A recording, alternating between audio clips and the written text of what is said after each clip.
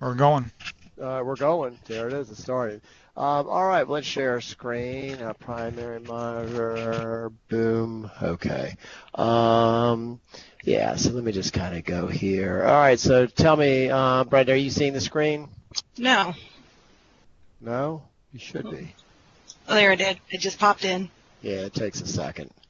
The internet's a little sluggish, I think, somewhere today. I don't know why. It was just before I was working. It was a little bit sluggish. So if I go too fast, just say, hey, slow down. My screen's not painting as fast as you're talking. All right, so last time we finished, we posted the payroll journal. We calculated, we made some edits, we did our test report, we did our error check online, we did our generate distributions, which is not required, but we did it anyway. We previewed it, saw everything looked good. We did see we were in the auto create mode, so that's kind of why everything was so easy. We exported to direct deposit. We examined all that. We voided that and then kind of did it again. We cut checks in the meantime. We then said we were transmitted, which means we're locked and loaded. At that point, we posted. We talked about running the post routine without any error checking it first. Let it just go through what it can. We explained that everything has to be done through phase 1 before phase 2 will begin anyway. We learned that phase 2 is posted in summary because of our payroll journal templates, and that's basically that. So when it does post, before I kind of go into the next step, I just want to show you just from a simple navigation perspective. Good afternoon, George and Chris. How you guys doing? Yep. Hello there. We are picking up. You're kind of in the middle of a television series that's already a few episodes long. We are just finished posting a payroll, and so now we're kind of going through after posting steps, things you do after you've posted your payroll. So that's kind of the subject that we're kind of focusing on today. We're also going to focus on periodic tasks. And I think in the next session we have scheduled, we're going to get into more of how do you build a payroll control in the first place. But today we're focused on sort of what happens after posting, and we're talking about just periodic tasks that you may run with the payroll software and kind of what are they for. So anyway, feel free to chime in, anybody's on this call as I go through this. So one of the things, Brenda, when you post, you get a payroll register and you get a GL register. So in the payroll register, you can see that very easily under the archive, and usually you just go right to payroll registers if you like. You don't have to do this, of course, and go to the very end. And the very bottom one is the one that we posted, and you'll see, of course, you'll have the user's name that did it, the journal, which will always be payroll journal, the batch, and so forth. What's interesting here is that you can navigate and kind of pull all these pieces kind of back together. The two navigations to start with is the payroll ledger, which is really a table called payroll ledger entry, and the payroll check ledger, and that's actually the place that when you're on the self-service system, when the employee says, give me your paycheck, it's actually a report that's looking at this ledger. So that's the place where it actually gets the information for the check on the ERC. But if I click on this, you'll see all the entries. It'll be probably alphabetical order. And the way that they're doing their IDs, it will be. Maybe not normally, but they are here. And this is the ledger entry, employee ledger entries, but all of them for the entire batch. And some people sometimes come in here and say, I want to go ahead and just filter for this one little guy here because I'm trying to analyze something or another, and so forth and so on. So you can sort of get to it really easily and also know that these are the entries that relate to this posting, which just could be useful if you've figured out something might not have gone right. If I escape there and look at the payroll check ledger, it'll look different. You'll have one line per employee. And if you did want to get to the details of the check, again, the details that are used to produce the check on the ERC, you just can get into check details right here. And it will go ahead and bring those up for you. And this is kind of the information. It's kind of in a funky way to sort of looking at it, but it's the information that ends up being used to produce the paycheck. And it doesn't look like a paycheck now. If you want to look like a paycheck, what you could do is just go ahead and hit check stub reprint, and if you clicked on that, then it would go ahead and show you more of a normal looking check. So we'll see what that looks like. Yeah. So this is kind of a normal looking check, but of course it's not a check, it's a direct deposit example. Okay, and so that's generally what they're going to see on the self-service system as well. If that makes any sense. Yep, that's good. So that's more for consumers, absorption, if you will. One thing you also can do is when you're in the screen called Payroll Ledger, you can click this button on the actions called Navigate. And what Navigate will do is it'll go out into the system and find every single table, if you will, that was updated by the posting. And I just wanted you to kind of see all the tables that were posted too. And this doesn't involve the check ledger. The payroll check ledger we looked at earlier is not considered to be an accounting table. It's kind of more like a document type of table, so it doesn't show up here. This is Navigate's really meant to go after kind of ledger entries, stuff that affects accounting. And so what you see is 682 GL entries, which you can just always show. You can hit this button anytime and see all the entries. You're now looking in the GL general ledger entry table. If you see the bank ledger entry, this will be the total for the entire hit, because I'm posting in summary. That's the total amount of cash. So that should tie to the reports that we ran earlier that we were showing you. This is the check ledger entry. So this is the actual number of checks, and in here you'll see, generally speaking, whether it's electronic or paper. I think we had a few paper, if I remember correctly. Let me see. Well, maybe not. Didn't we have some papers? I thought we did. I won't buy them too fast. I don't know. Let me see. Check number. Yeah, maybe I'm just mixed up. Maybe they all were. I think maybe they all were direct deposit. But anyway, so this is the kind of stuff that you'll see here. If you wanted to void a direct deposit or a check, you could actually do it right from here. So this is the actual same place you get to when you go off the bank card and go to the check ledger entries, find the check, and void it. So this would be the exact same place. To void a check, we just click on this button right here, and it pops up a screen like this. Now, in our example, we dated the check 10/31. If you want to change that date, you can do that. You have the choice. If you go ahead and put in a date that's in the past that the accounting people have shut off and not allowed to post to, you'll get a simple error saying you're not allowed to post to that date.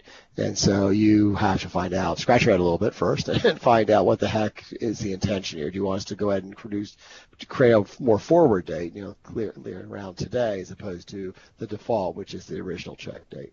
That unapply and void check is important. You can go ahead and void direct deposit only, and that would apply if you had a split check and direct deposit. So you can do those kinds of things.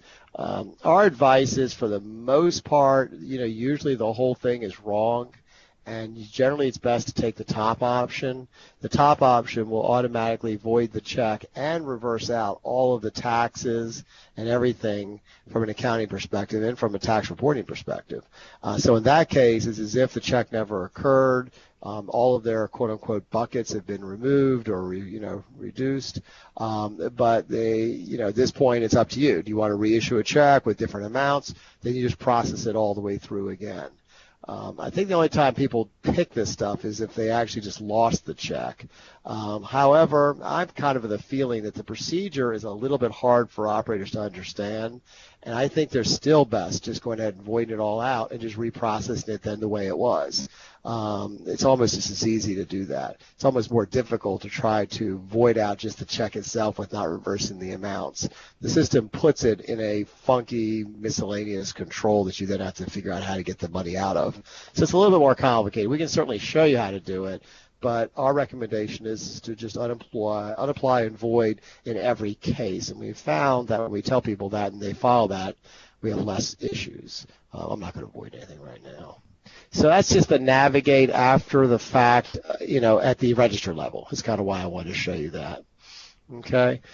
All right. So as we talked about last time, once you post your payroll, the next thing to do is to do what's called liabilities to AP. Let's kind of go into the tasks. Liabilities to AP appears right around here. And even though it just seems like it's in the middle of the list, it really should almost be at the top of the list because it's most important. But the problem is it's alphabetical, so that's why it's in that part of the list. Liabilities to AP. So the system uses the reporting authority that's underneath the employer to map the reporting authorities, if you will, to vendors. So what I want to do is just quickly go there before I come back to here. So if you go to payroll and you go to employees, etc., there's an option called employers. And under employers, you're generally going to have one employer per client, sorry. And then underneath this, under the navigate, you're going to have a thing called reporting authorities. And this is where somebody is mapping, if you will, the reporting authority, which is what we use in payroll, on payroll controls, if you will, to vendors. And this is the connection right here. And it's important that you have this filled in. If it's not filled in and you run your liabilities to AP, what will happen is that, it won't post it, of course. If you do come back, though, and realize the problem and fill the record in here and then run it again over the same date range, that's okay because the system will not update. It will not send the data, for what's already been sent again, but it will pick up the one that you just set up. If you were to change it, however, if you took this top one, AMFD LTD, and switch it from American Fidelity to maybe the vendor right below that or something, then you're going to have a problem because once it's sent up, it marks the records as being sent and does not track what vendor it sent it to. It only uses this table interactively as it's doing it. So in that scenario, if you've already sent the data to the vendors, it's not going to go again. You're going to have to just do something manually in that situation. But if it's a completely reporting authority that did not get any kind of action on it, you can go ahead and fill it in and run it again, and it should send it up. So that's something to know. We typically see that only at the very beginning when people are getting used to the system. Every reporting authority doesn't have to have a vendor, which means every deduction or employer accrual, if you will, which is really what we're mainly talking about, does not have to go to the vendors. It's not required. It can be just, quote unquote, internal to the payroll system. Maybe it didn't even go to the GL. Probably a good example might be, I've seen workers' comp that way, where workers' comp is accrued for, but it's not actually posted to the AP system. They prefer not to do that. And so you really have to talk with the client and find out, do you want this deduction to go to a vendor? And then they'll say, well, but I only pay once a quarter. Well, from our perspective, it still goes to the vendor, and they just have to have something on the vendor card or some other process to know they just don't pay that till the end of the quarter. You could try to do it here, but it's not advised. Typically, you run this for 1031 payroll. We say go ahead and process all the 1031 liabilities to AP. They all go up to AP, and then they deal with when they pay it. And that's part of the cash management process in AP and not really a payroll concern. So that's kind of our normal way of going about that everything that's going to go is going to go and should go right then at the end of the payroll. Okay, so you have to have these set up. I don't know if they are set up properly in this database, but I'm going to go ahead and assume they are. And when you see blanks like that, you might say, why are they blank? Kind of question them, if you will. Maybe there are reporting authorities here that you're not even using. Well, you can just delete this row then. I mean, why even have the row to confuse you? If Vision isn't a reporting authority that you're even using, delete the row. It doesn't hurt to have it here. Again, what has to be here is a reporting authority of an active deduction or accrual. The system looks here, then looks there, and then does it. So if anything is blank, meaning it doesn't find the reporting authority, or it does, but this is blank, the vendor number, then it won't do it. So it doesn't error out, just doesn't do it. Okay, so whoops, go into tasks. Okay, liabilities to AP. Our date was 1031. Now, you can, in theory, run this completely not date filtered. The reason you can, in theory, is that the system is smart enough, if you will, to say, if I've already processed it, I'm not going to process it again. But I really don't know that. One thing to note here is that if you are processing your liabilities to AP, you may have done some small runs in the few first days before that. You may be in between the pay cycles, you ran a few different little runs with different dates. So what you sometimes might want to do as an example is go, well, I'm just making this up. something like that. So 1016 to 1031. What that's going to do is it's going to look for any checks that are payroll-related checks that have authorities that are going over to the AP system that are dated between those two dates, 1016 and 1031. When it finally summarizes all that data up, it's actually going to summarize it across all the checks and just send one number basically over to the vendor, and it's going to basically date the posting date of that transaction is 1031. So the highest date within this range is really ultimately what's used, and it's all buffered together. One exception to that, and it's not an exception to that issue, it's still going to do that, but in terms of, I told you it's all totaled up for the reporting authority, it's actually not true. It can also total up just at the employee level and send a separate AP invoice over to the vendor for each employee.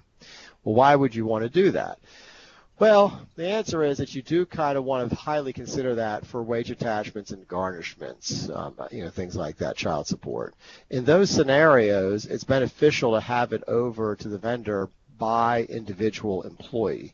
The reason is that you then can, when putting the check stub, the system will automatically put the person's name for each line on the check stub. Therefore, the check stub can be used as, in essence, a quasi-report to whoever the authority is that you're sending the money to. So we find that people like that setting and like that capability a lot. The ability to turn a vendor on to produce it in summary versus detailed is in payroll administration reporting authorities. So in the reporting authority screen, you have this checkbox called AP posting option, and you can see detail has been set on a couple, and there they are. So you can just sort of take a look at those and go, all right, that kind of makes some sense here. So those are all people they'd rather have go in detail. And so hopefully in the run that we just did, we'll have some of those and we'll see how they went. So anyway, so that's just how that works. So that's an important setting. The default is blank, and if it's blank, it'll fail. So we're kind of saying, well, we don't know what you mean. So you really need to pick summary or detail for every vendor. It's not the default option is summary. The default option is blank, which is a failure option. So you need to get that squared away. All right, so let's go back to payroll, tasks, liabilities to AP. Date filters in. Pretty much everything else can be blank. I mean, you could filter for certain reporting authorities, but really generally there's no reason to do that. So the system does its thing, gives you some screens, and then the screens seem to go away. Let me see if I get it back. Where are you?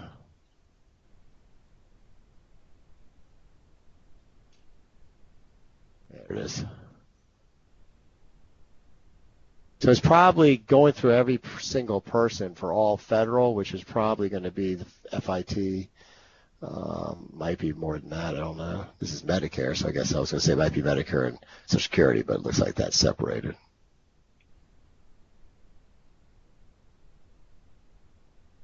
Yeah, and just so everybody's on the call knows, last time Brett and I did a pretty large payroll, actually. It was a decent-sized payroll, so it wasn't one of those two-employee payrolls. I think we had, 400 or 500 people in it.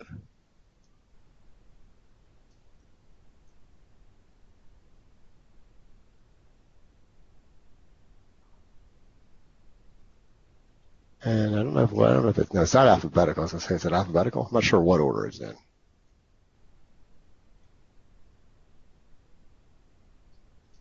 I guess it's in payroll control order. And then it just shows you the reporting authority connected to the payroll control. It's not sure.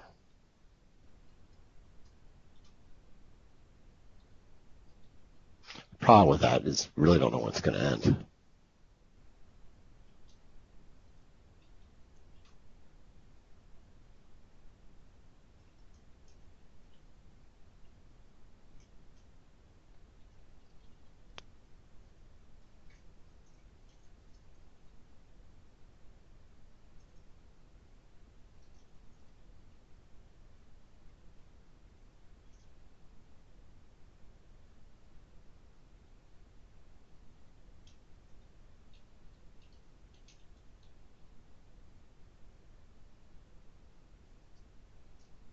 Okay, so posting is complete. One of the things that I suggest we could do, we don't always have to do this, of course, is go right to our GL registers.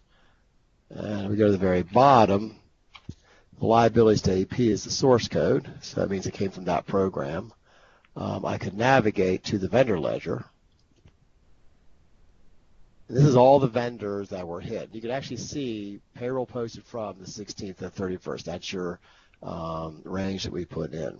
So when it actually hits the same vendor twice, in this case it did, and the reason it's twice is because it's different reporting authorities, but still the same vendor, it creates a second transaction and puts a -1 there. So you can see a -1 there. Let's just kind of go through a little bit and see, yeah, we're starting to see people then. So you can see on this particular vendor who is, let's see who it is, Hartford Life Insurance? Yeah, I'm not sure why they're doing Hartford Life Insurance. Let's see what this one is. Yeah, Ohio Child Support. So that makes a little bit more sense to me. So basically what it did is sent 3 transactions separately over to the vendor with those people's names, the description. It further has a hook inside of it so that what it's supposed to do is put part of their SOCH number, I think masked, on the paycheck, on the AP check as well. So we could probably just simulate that by copying that cell. And again, I know we're switching over to AP, which a bunch of people on this call know very well. But I'm just going to kind of go to payment journal. Not sure why we got 2 templates there. Never understood that. Let me just go ahead and clear this batch.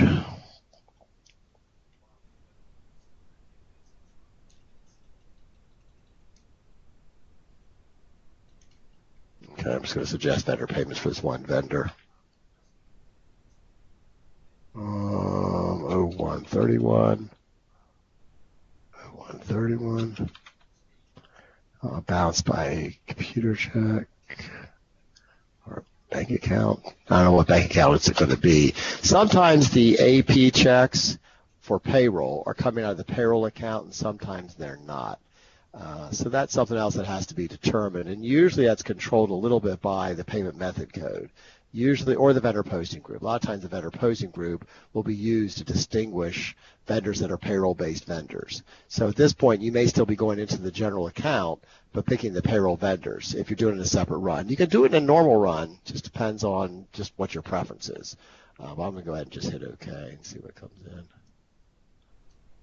Okay, so these are the 3 invoices for those 3 guys. You don't see their names here, but if we print the check, that's what I want to do. Let me just kind of go here.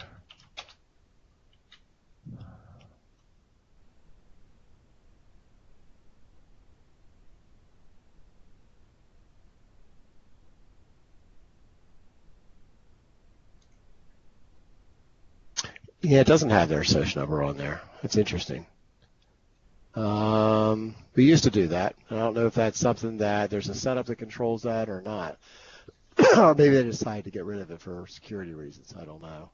But that's something that if you do hit feedback that they want that on there, then let us know. I don't think there's a control for that. I could be wrong. Let me just kind of go over to one little setting we'll take a look at in payroll. The reporting authorities. Is there anything here that controls that? No, I don't see anything that controls that. No, I don't see anything that would control that. The only other possibility would be over here in the reporting authority where we were earlier, where we set the vendors up. So we'll just take a look at that real quick, make sure there's nothing there.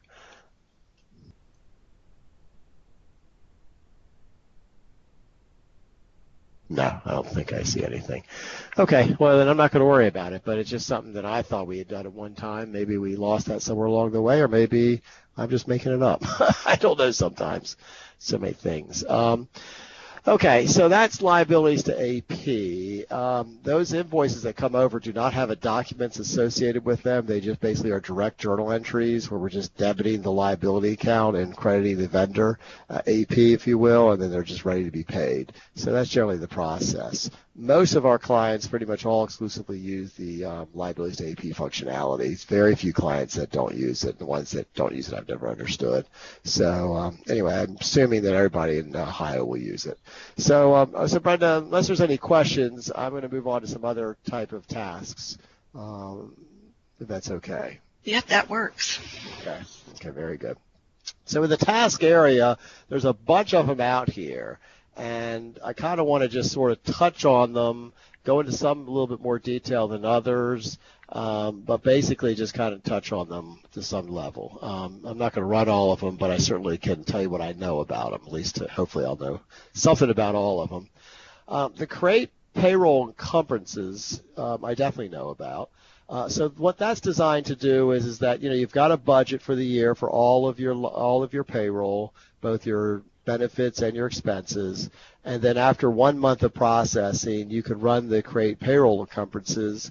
It will take that contract amount that's on that job card that we looked at earlier, less what's been paid so far, and figure out what the balance is. It'll then know the account string. It'll know the replacement account string for the benefits, and it will compute how much of that should be accrued, if you will. So what it kind of does is it goes through sort of a mini fake payroll with that contract remaining as if it's being paid all in one lump.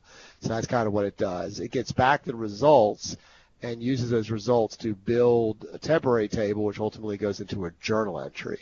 So the net effect is that we're recording an encumbrance in the general ledger for all of the payrolls, all the contract balances, if you will, and we put that at the end of the month. Then the next month we run it again and we tell the system where was the accrual from last month, which register was it, and then the system will reverse that out just exactly as it went in, and then it'll just create a new one. So it's really a complete accrual every time, with the understanding that it's reversing out what it did last time. So the net effect of it from an encumbrance perspective is it's encumbering less and less each month as it's turning to actual.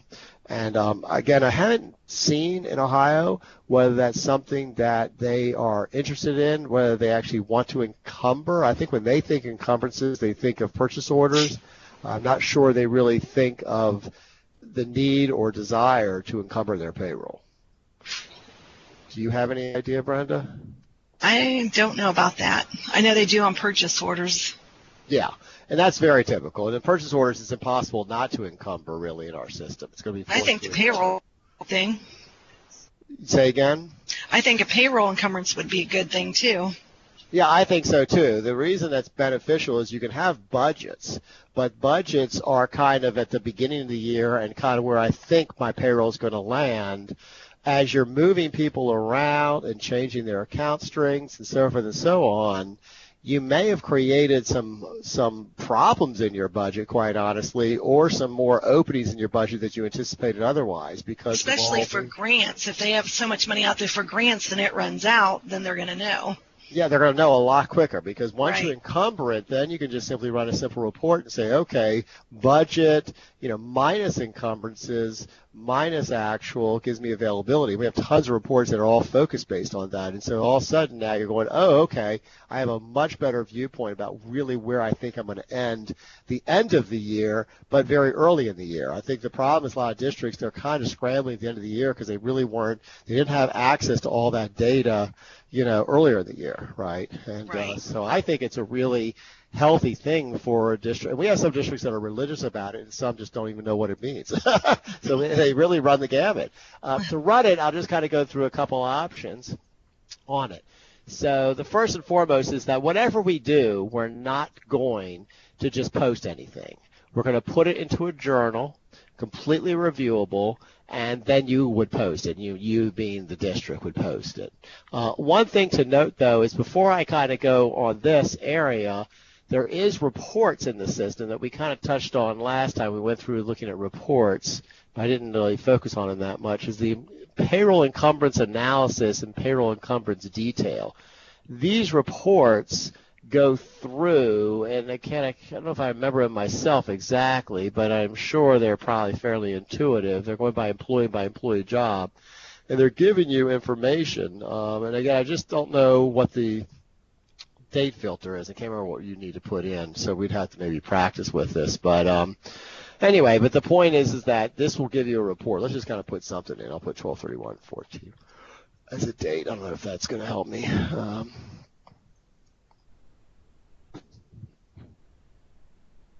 It may want like a dot. I'm just not sure. The best thing in any of these things is to run it for like one or two people, absolutely verify the dollars, So when it says amount encumbered, I think it's just fictitious, meaning it's just simply saying the contract limit for Amanda is $47,000. She's been paid $79.53 to date out of that contract, so therefore the amount that you need to encumber is using the past tense. But I believe what it's trying to say is that, given everything the same, that's what it's going to do. I just don't know the date. Oh, the date filter could be. I just don't know how the date filter is getting applied. It might be just considered a dot. So that's very well may be the amount paid through that date. Because you also may be encumbering. The theory here, I think, if I remember correctly, is you're encumbering possibly, let's say, in the next month, but they may have already run a pay cycle for next month. And so by setting that date filter, the system is going, okay, let me just go up to that date. So that's why I just put a date in, because I think it automatically turned that into as of the 12/31/14. Now, I don't know if I ran it, let's just say she's 79.53. If I change this to 01/31, I don't know if it'll make a difference because I don't think this data is that new. So I think probably it's going to give you the same number. But let's say I go back in time and say, give it to me as of 10/31/14. Yeah, something of that nature. See if it changes now. No, I'm still getting the same data. Let me see. Let's try going back one more click. I'm just going to go 06/30/14.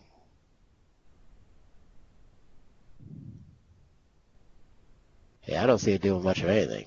So I can look at the code to see what it does, but I'm not going to worry about it right now. Payroll start date. Yeah, I'm just not sure. Yeah, that date filter wouldn't be there for for no reason. It's there for some reason. It's not sure what it's doing. The detail report. Let's just kind of see if I have to put it.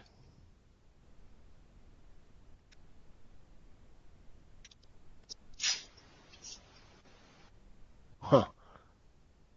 I guess this tells me where the encumbrance is loaded, from a GL perspective. Different account strings.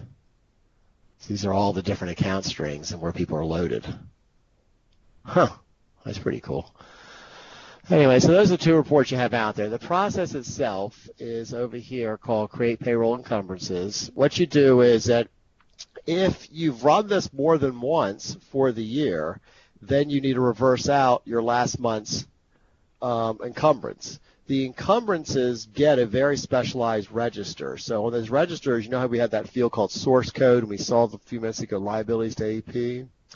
Well, there's another one for encumbrance. Actually, if I do an up arrow, you can actually see what it's set to. You see that it says PR income. It's looking for all registers that have that. I haven't ever run any with this database, but if there were, then you would see it right here, and it would be your highest one is what it's going to end up being.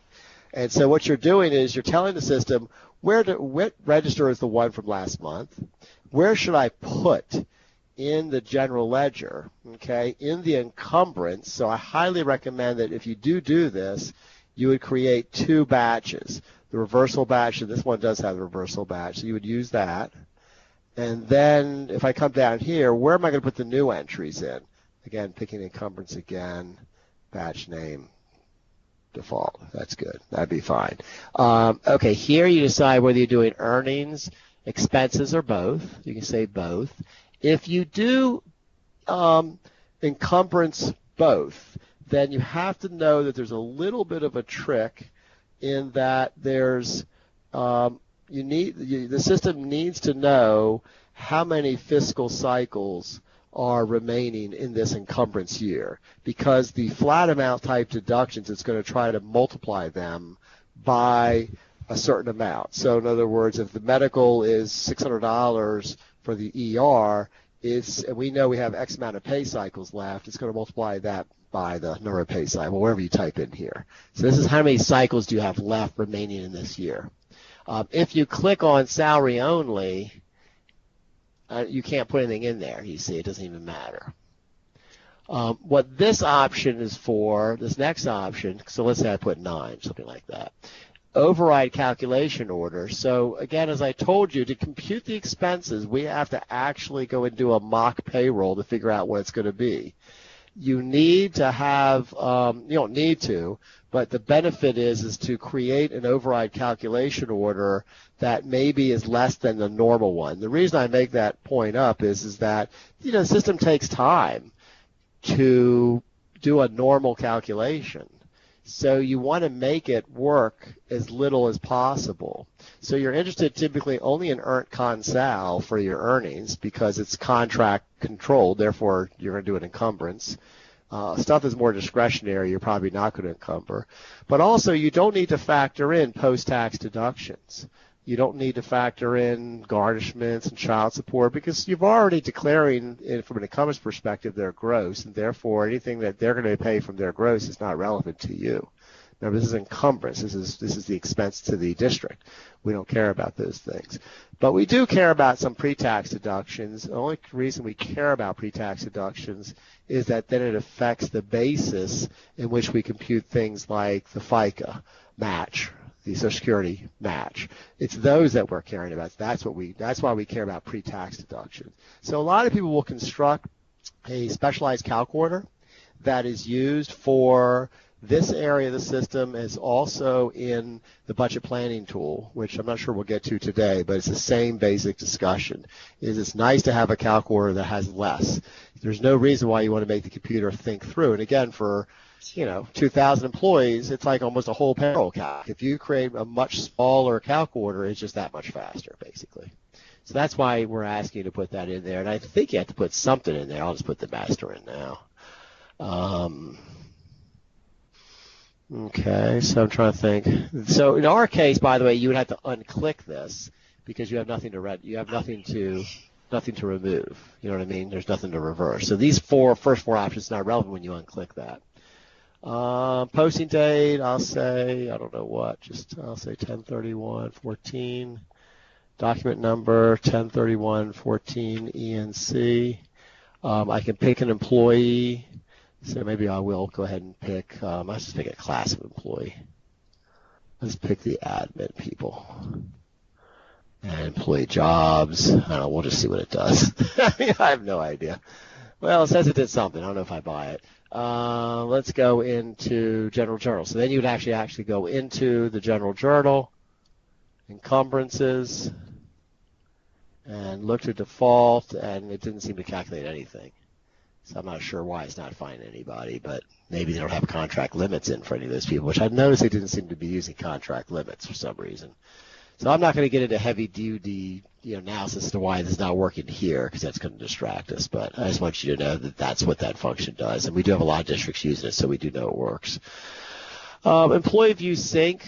So we talked about this whole business of employees and view, and we talked about having the extended fields go in there, and it's just a very, very, very wide and deep sort of analysis of employees. It resyncs automatically on its own if it's set up that way. And then we have the job allocation, which is another type of sync. I did notice that it wasn't on for Perkins, so I'm just going to show you where that setting is today. I just kind of did that before we got on the call. So right here it says build employee job allocation view. That needs to be checked. If that's checked, when the computer automatically runs it, it will go ahead and include that. But we can manually run it by just clicking this button here. It tells which phase you'd like to do. I can do all phases, and payroll phase, HR phase, and job phase. And it's still processing. I think it's done. So if I come over here, by the way, just so I didn't show it to you last time, under job allocations, you get a pretty nice screen that shows you a combination of employee data, job data, and then the allocation data, which gets into the account string and all the dimensions. And then the percents, contract limit, amount paid, and it's doing it then by individual account string. So quite a wealth of information in this table right here. And again, it's just a limited view. It just replenishes itself every hour on the hour. And you can manually do it again with what that option is for.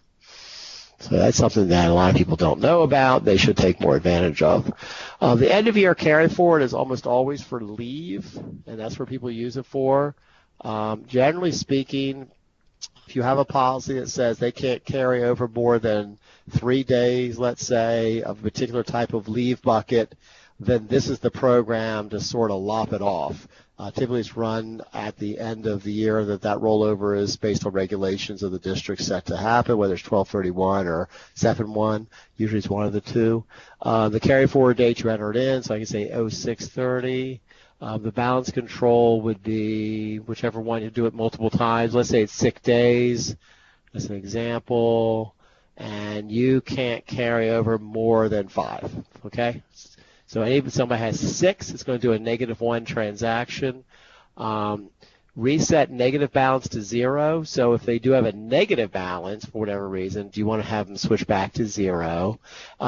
If you have a policy that says that any sick hours or vacation days, let's say it's the admin folks, any vacation days in excess can be moved to sick. That's what this next value is for. So in that example where they're based on this particular leave control, they can't go past a max, but then when they lose that max, that can go to another place, then that's what that option's for. And then it'll just basically move to that other control for, again, a range of employees. You can put any kind of filter that you can think of here to limit which people you're talking about. And, of course, only people that come within the scope of this max is going to even apply to. So this is, again, end of year carry forward, and it's mainly only really used, well, it's only used for sick. I think when it looks here, it's looking for hours. Yes, this is only related to leave, period. So it kind of probably should be in the HR area, quite honestly, but it's not. Export tax data and setup. That area is an area I don't know if you'd want to work. You could work with that area. I'm just not sure. It's a way to save data of payroll controls and move them to another database. So for you, that could be advantageous to do. If you build a control over in Perkins and say, you know what, that control I built for Perkins, I would like to send over and bring that in for another district. I think you can do it. The only question is, can you do the import from here? I think you can. Export tax data and setup, import payroll control data. I think they're the companions of each other. So if I click here,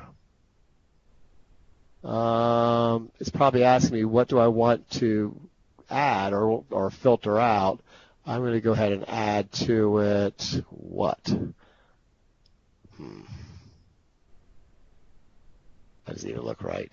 Payroll control. Oh, add filter. Sorry. This does look right. So let's just say I do type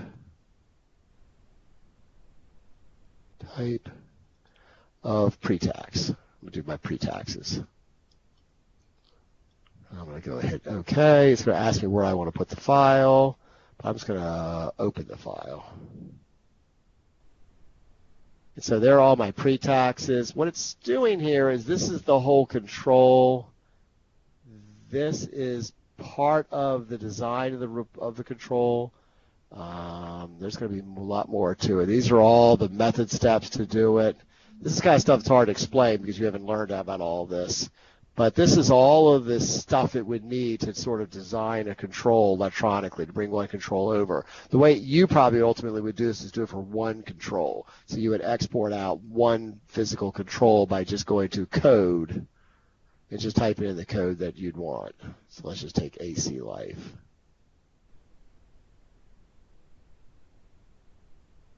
No, I think you're still not getting everything. No, it's not doing that. Yeah, you'd have to do it differently. I'm lying to you. You'd have to set filters.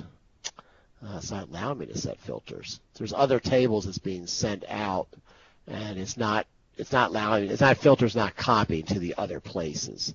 This is a little bit of a tricky piece of software here, quite honestly. Often you have to go into a text editor and mess with it. Let's just kind of say that if you're doing that, let's do that together for the first time, and then if we need to tweak this a little bit better, we will. So I haven't worked with that area in a long time, and I don't know if we've, as a group, worked with that area in a long time. So I'm going to skip export tax data and import payroll control data. Both of those relate to kind of moving these controls around. And it's definitely doable, but I'm not the expert in this area. We do have somebody here on staff with an AVF consulting, Terry Williams, who's very much of an expert on that. So anybody that's on this call, if you're at that point, let us know. GTL rate calculation is the ability to calculate group term life rate once a year. This is an area that's been improved recently, so I probably even have an older version here than it's going to be released in our 10th release. We have a change made, I think. Group term life is a factor based on life insurance, so normally the calculation date is 12/31 of the next year. What the system is trying to do is determine the age of the employee as of that date. Effective 01/01, you're doing this. That's the typical way that it's done. The GTL pay frequency, do you want to have it go out of each pay? Do you want it to be once a month, twice a year, or annually? I like each pay because then the employees complain less if it's just a little amount each time. If you wait a long time, wait to just once a year, then they go, oh, they complain. What, of course, GTL is, and we probably all know this, but for people that might not on this phone call, is that if the employer pays more than $50,000 of life insurance benefit as an employer-paid benefit, then the IRS and the government have determined that that employee is receiving a fringe benefit.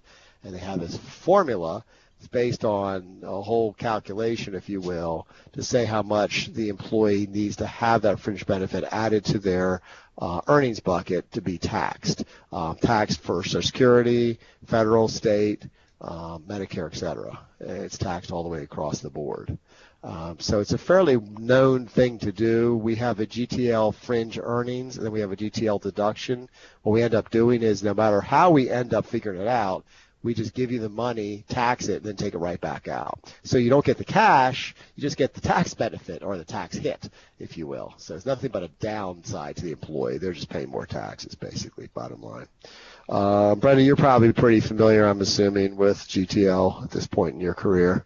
So anyway, so when you run it, you can tell the system, how do you want to put the rate? When you finally do figure out the rate, how do you want to do it?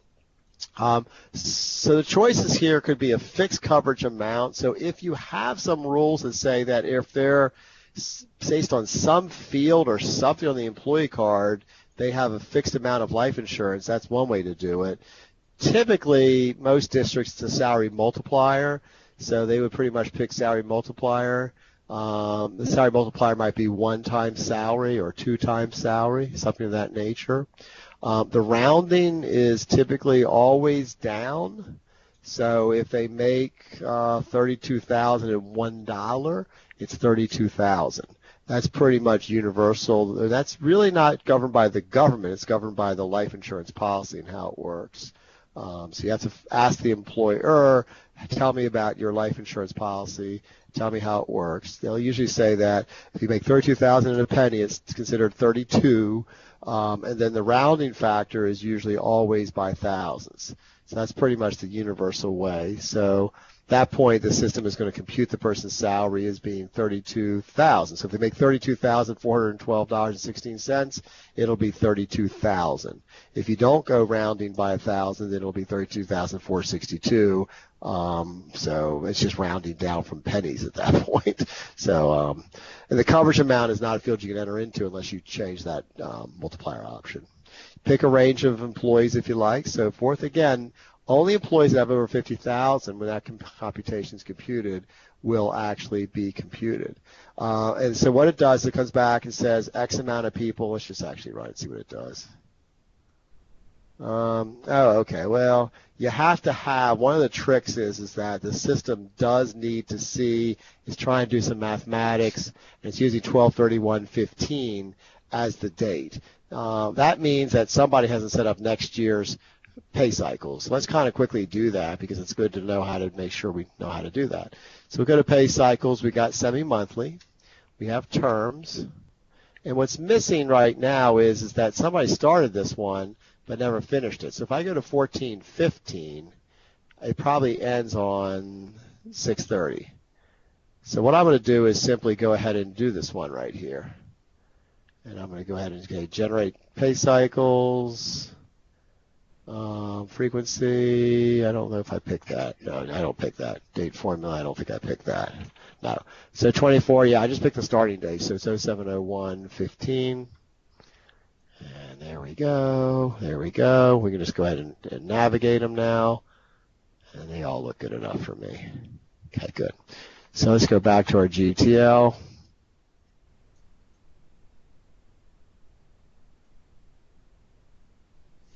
Oh, yeah, it blanks that out. Sorry. 12/31. I just learned this just the other day. It's actually always done at the end of next year. Never knew that. All right, I think everything else is good. So the process is say X amount are created, okay, and the way it ends up looking on the employee's card, we have to just go find somebody, let's go find a teacher. All right, this probably looks good. There it is, $5.59 per pay. So this person will have $5.59 added to their gross, they'll have a $5.59 deduction. We should be able to see that in the run estimated payroll.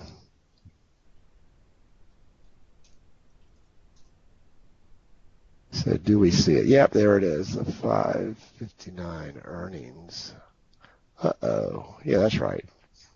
It's in a wrong spot, though. It's, I guess, working.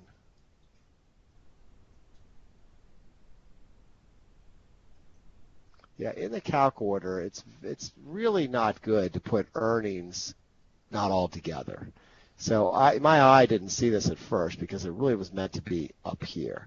This is 100% controlled by the calc order, and so this is incorrect. It really should be up there. And even though it doesn't make a difference because it's ultimately, as long as it gets into the pot of money that's going to be at this level, but of course you now have to decide, did it get included in the SCRS contribution, amount or not? I can tell it didn't because it's just that amount directly. But then the federal income tax, did it add to that pot? And of course what you would do is just simply go in here and go 3193.61 minus the 57.49 minus the 13.85 minus the 95.25 minus the 41.66 minus, I'll say $55 just to save myself some time, plus 5.59. I don't think it's going to add up.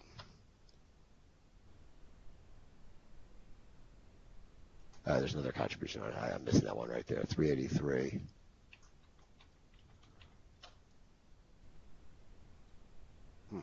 Looks off to me. Look off to you guys. Well, you're off by $1 because your very first number you put in. What's wrong? Your very first number you put in was 3192.61.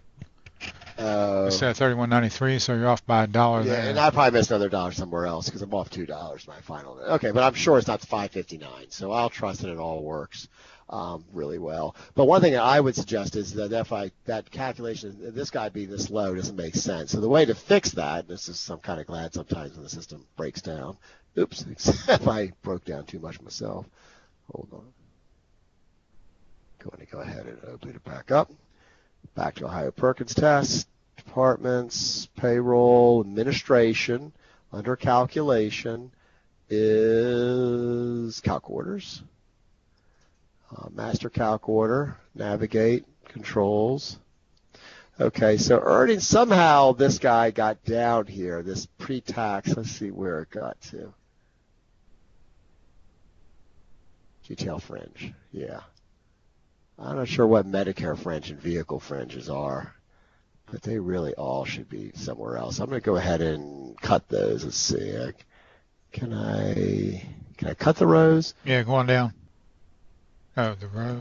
No, I don't think I can cut the rows. Yeah, but I think I can cut a value, but not, you know what I mean? So I'll go ahead and copy rows, and then I'm just going to go ahead and delete them. Come over here to the earnings. And I'll go ahead and say paste rows. There we go. Oh, I can't do that. Well, let's just go. What was it? GTL fringe? GTL fringe. Okay, control insert. I think it was vehicle fringe.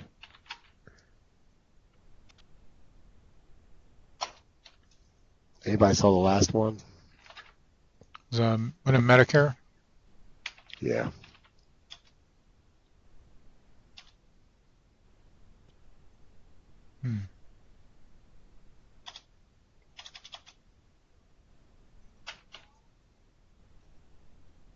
Okay. Now we hit escape. A little window pop up. Gotta let that window do its thing. Don't cancel that window. Very good. So now we'll go back to the payroll, back to the employee at hand. And we'll go run estimated payroll. And the fringe should be higher up. Yeah, that makes a lot more, much more readable with it up there. You should want your earnings clustered together. Okay. So that's an example how, I was a pretty lengthy example of how that works, but that's an important thing. GTL fringe is an important thing to set up. It only really is computing the one for life insurance. So again, anything for like vehicle and any kind of Medicare or any other kind of fringe, you're kind of on your own in terms of probably putting a rate manually on an employee record. Otherwise, it can work the same. That's what this thing really is doing. It's just it's a macro, if you will, to put the rates out on the employee card for you. Okay, so the next option is just simply an option for the localities. It's really, right now, it's built on a certain template that's probably more Pennsylvania-based. It is something that we could do, but this is those rates that come in for the different counties. I think since you guys have so few, relatively speaking, the thing about Pennsylvania is it gets down to municipalities, so they use all three levels of the EIT, and this is designed to go all the way down to all three levels. It is possible to dummy up a spreadsheet to use this tool with for Ohio. So I guess, Brenda, if you see they need to get a bunch of new rates from the state for all the different school districts, and they want to upload something, this tool will work. We just have to get you the format, how to set your spreadsheet to then import the data. So that's kind of what this purpose is. We can export it and see what it looks like at least, so that may be helpful.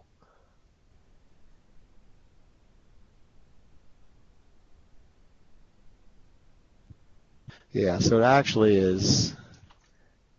would be in this order. It's basically it's a three-headed spreadsheet where it's the first data item is 01 and it's the actual county. Then this is now, if you will, the county code, the school district code, the school district name.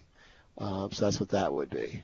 And then the last option is the next section where it gets into we can see it's got some blanks in there, so some data seems to be orphaned. But we've got then the county, school district, municipality code, which we use the same as the school district in Ohio. It's different than in Pennsylvania, where we really do have municipalities.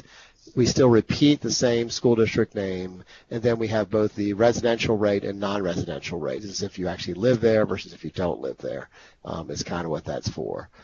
I think you guys only fill in the first column, but you would still need to allow for these columns. These would be three separate spreadsheets you would obtain, but then when you save them, you would have to concatenate them together as one text file, and then you can just import it. It's just a once-a-year process. One thing it does do is it does have the ability to go through, and I don't know if we see it on the options tab. No, it's not on the options tab, but we do have the ability to create changes to the employees automatically then once we see the rates changing. So it's kind of senses that there's a rate change for a particular school district in your case, and it would automatically set it up so that next time you process, they'd be using the new rate. So that's kind of what that helps you do. Again, we're skipping this. We did liabilities to AP. Quarter recalculation I would stay away from right now. We have a work order. Bill knows that. We pushed it to the 11th release. We're not doing it in the 10th release. This quarter recalculation is for generally unemployment, where you're given an unemployment rate of X and then your mid-quarter, and they then give you, effective to the beginning of the quarter, you've already processed payrolls in a new rate. And right now this works, but it doesn't. The problem is it doesn't really understand our accounting strings, and so the work order is to kind of make it so it does understand it. So we need to do that, and we haven't had many districts ask for that because a lot of them don't even do unemployment. Almost all of them don't. I can't remember. I think you guys do unemployment in Ohio, so it could be something very useful to you. So we will get it done. We are committed to doing it. It's just we've just had other things that we continue to put in front of it. But it is one of those things that if you squeak at us, we'll jump on it. But right now, it's kind of our current plan is to put in our 11th release. Okay, so Social Security review and verification I don't know that much about, but those are designed, I guess, to output a file, I believe. Let me just look at this.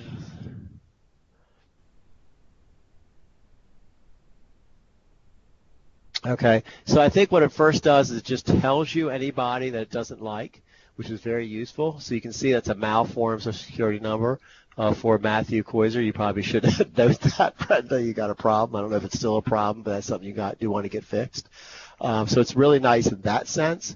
But the verification process, I think, creates a path, and you then send it to the SSA. So I think it works two ways. I think what it does is it creates, when you're in the send mode, a file that you then upload on the website once you log in on your account, and they get that file. Then they come back with a response, and then the receive, once they give you the response, you can receive that. And I'm not sure what it does after that, whether it just produces a report or whether it actually fixes the data. I think it's mainly just a report. But the process, of course, you can understand is that you've got social numbers. People are giving you social numbers to be employed. They're actually not even really those people. So you're setting the name, the full name, and the social number, and they're coming back going, I don't know. I got a completely different name for that social number. I don't know what you're talking about. So it's kind of like a background check if you think about it in some simple level. So that's what that's for, and I'm not sure who uses that or not. I haven't gotten much background, or not background, but it's just I haven't gotten much feedback on it. But I do know that it's used in the world. Okay, so I'm trying to think where I'm at right now. So I've got all these mass updates sitting here, so I'm going to kind of go through a little bit of them, and we'll see what we can do. Although I'm kind of wondering about this one now, because this one seems similar to the one I just showed you. But anyway, add control group to employee test, add control group to employee. I'd like to reserve those a little bit to our payroll control design sessions, because that's where we're really going to use that tool. What that's really used for is that ultimately to process a payroll, the payroll control has to be at the employee level in a table called employee payroll control. That's the table it goes into. And if it's not there, then the employee won't calculate that deduction, that earnings, that whatever. And so often what we do is when we set up a new employee, the system copies in all the controls that we've normally thought we needed. But if you set up a new deduction and nobody's seen this control before and you want to make it available so in case somebody needs this deduction they can enroll in it, then you have to sort of what I call mass blast it or mass copy it to the employee's cards. And that's really what this second routine, this one that says add control group to employee, is used for. The test one is extremely rare. What you could do is your control group master is set up. You could run it against your employees and find out if anybody is not set up fully. And that could be useful. I mean, again, if we did that, let's just see. So the control group that we'd be testing would be called master most likely. And we'd be doing it for probably blocked employees equals no. I probably don't care about ones that have been blocked. Yeah. So I guess what it's going to do, I would think, is give us no data. But it's basically looking, well, it looks like it's giving us gigantic amounts of data. Probably gives gigantic amounts of data without telling us anything. Let's just see.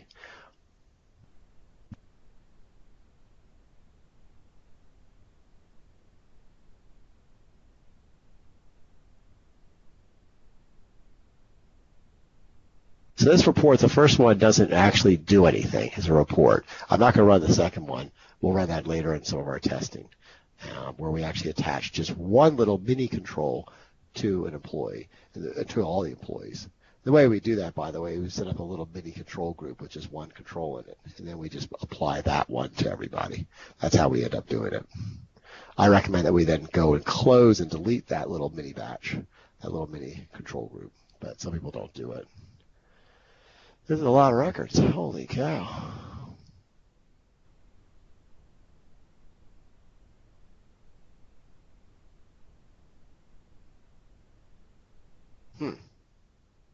Well, unfortunately, this is a crazy report because it would take you forever to then go through it. But as you can see, it's telling me skip false, which basically just means it's going to be skipped. There's nothing to do. The existing is not active right now, which means that they haven't had it on. Let me just kind of see.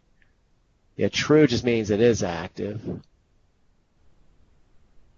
But I'm just going, I don't really care about any of this.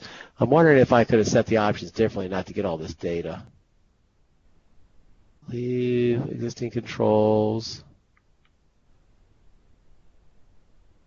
I guess if I left that there, maybe I'd only would get just a few. Let me just run it again, see if I get a million records.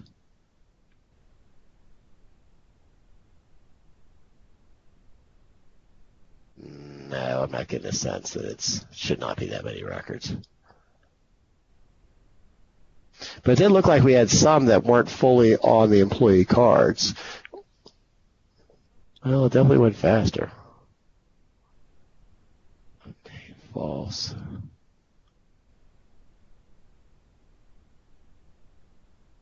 I don't know. I'm not buying this. So, I mean, what it seems like it's telling me in the simplest level is an example, just this ad right here of OAPS Chapter 341 is not on ABO 585 and so forth. So anyway, it's just the problem with this report is it's producing so much gibberish that it's hard to see what's really real. But normally there's a problem because you just can't get it activated. Then you realize it's not there. Generally, we try to stay very disciplined in this regard, so this is not really relevant. We make sure all the controls are always in master. We make sure they all go to the employees' cards, and we still keep mass updating. Even if they're a blocked employee, we still mass update them because they may come back in the district. And then anytime we set up a new control, we make sure we mass blast it. It looks like there's been a little bit of discipline issues here, and so we may have some controls that are in the control group that aren't on the employees' cards. And so that's something that, could become a problem, might not be a problem, just depends. Okay. Auto-activate employee controls. So we talked about during the onboarding process, if you remember, how the system was activating the medical controls and whatever. When we picked a filing status and we stuck a record in there, kind of the control became active. They kind of default non-active, and then they become active as you're sort of onboarding them in that benefit or in that deduction or in that wage attachment, whatever the case may be. So the auto-activate employee controls is kind of a powerful feature, and it was really meant to be there just sort of for the one-time conversion, if you will, for people that are coming from our older versions of our system to the newer version. And you guys are only on the newer version, so it's kind of probably not relevant and probably would be more of a problem than it's worth. What it's designed to do is go back and resync the active flag based on the fact that they have a rate record or they have another authority record. You can filter it so it's more limited, so therefore could possibly be useful for you in some cases. But the downside, the negative benefit of this is if you were to let's just say you had an employee that was on the benefits and they were family, whatever, and then they started getting the insurance from their spouse. And so you didn't want to just delete that record. You wanted to leave that record there, but you just wanted to unactivate the control.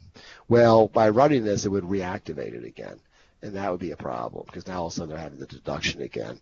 So that's why I say it's kind of useful as a one-time thing to convert databases over to this more selective mode than our older way of doing it, but it's kind of not good for you to be running this. It's a little bit dangerous, so I'd be very careful on running the option called auto-activate employee controls. EIT annual upload. Yeah, it's interesting because I'm a little bit confused by this one in import-export localities. Because I don't know, Bill, if you remember, but we went into this, I don't know if this is before when you were here or not, but we went into this EIT annual upload, and I swear it wasn't on the menu. I put it on the menu. I enhanced it significantly recently. It was part of a work order that was done in conjunction with Pottsgrove out of PA. But what disturbs me is that we still have this thing on here called import-export localities. And I think we need to at least reconcile these two because I think they're the same thing. And I believe that one should give way to the other, and somebody needs to analyze that. But I think it's confusing leaving both of these on there. I suspect I didn't know. I'm confused. I'm just confused. So let me just give you some objects real quick. This is, I'm not sure what this is. How do I figure out what it is? I don't think that's going to tell me anything. No. Copy to, no, it doesn't do anything. Can't get to the same screen that you normally get to. It's an XML port, I can tell that. Let's see what this, yeah, I can't get to the actual object IDs. Do you want the object IDs? Yeah, it'd be helpful. Yeah, it would be, wouldn't it? I know I'm being a little obtuse here. Okay. All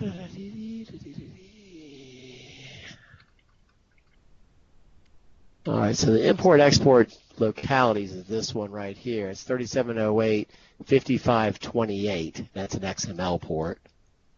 That's the one I'm sure it's on the menu. And then the other one I believe is below here.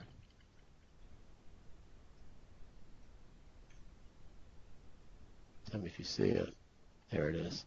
3708-5557. So I just worried we have two of them on there and it's kind of confusing. This one, one that I saw, you don't have any options. It can't export. It's only designed to import. And this is where you tell it to create the new tax auth record if the employee has one with a new date. Effective records, yeah. Also, the employee has an EIT authority with an effective date on or after the above. Yeah, okay. So that just simply means that if you give us a date and you already have a record, because sometimes people give you, Brenda, they're moving school districts, whatever, and they say, I'm going to move in October. This is like months away from now. And you go ahead and put that in and say, okay, as of this date, they're in a different school district. And then they, then this upload comes in. The district's rates are changing. Then the system is kind of confused by that.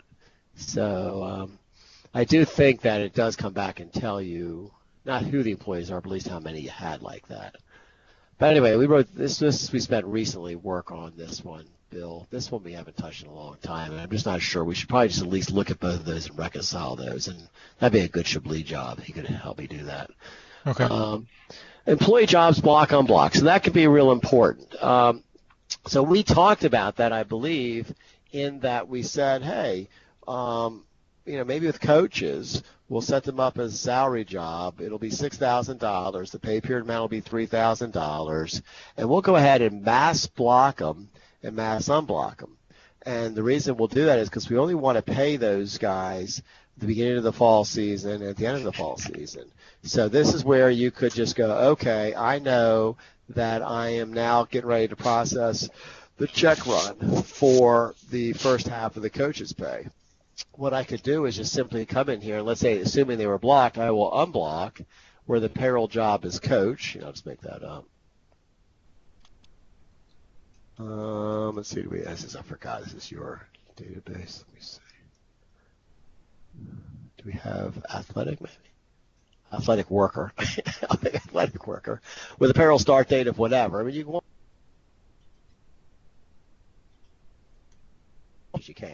you can, so that.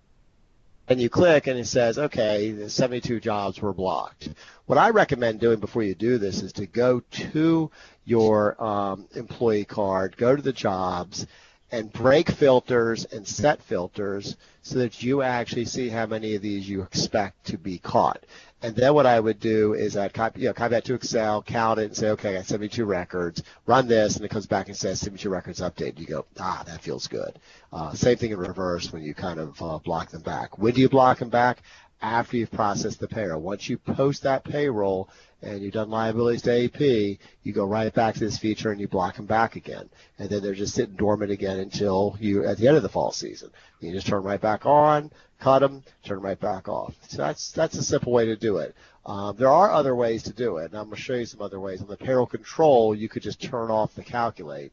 So if the earnings was a special earnings code that was just, again, for this coaching, then you could just turn off that payroll control just one time and then turn it right back on. So that would be also something you could do, or vice versa. So there's multiple ways to skin the same cat. Also, another option will be is that people like to roll their jobs nowadays a little bit ahead of time, and they put them out there a little bit ahead of time. So they still have another payroll to go, maybe even two payrolls to go, where they want to process transactions to the old job.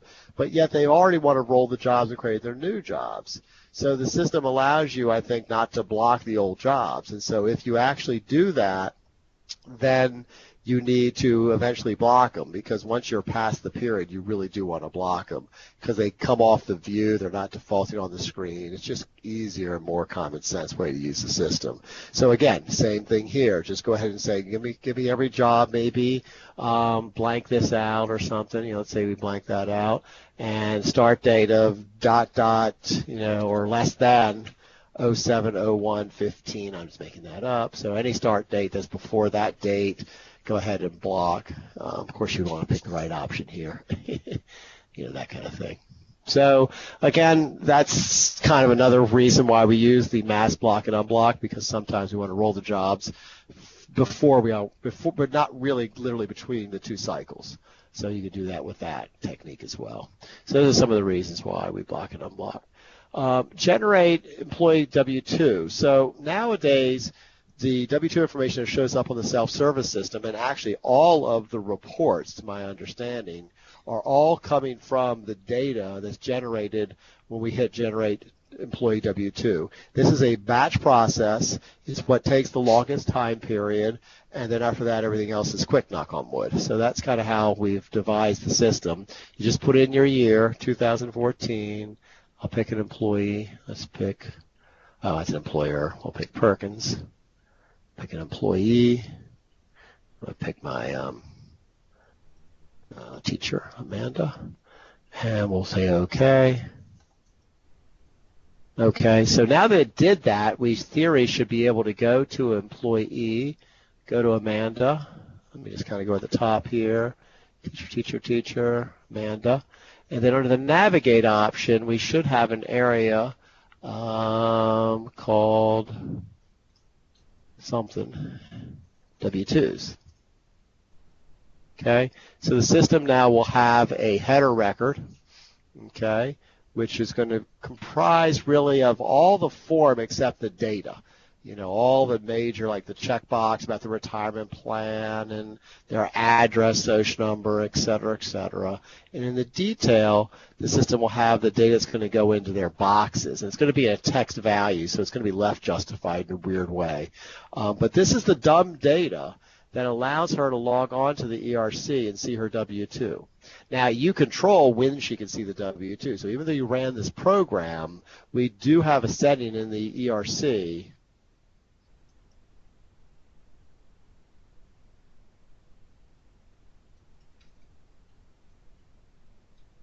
called minimum year electronic and paper. So it depends on what form they're in. So if I said 2013 to 2013, say just, okay, then they would not be able to see this W-2 yet.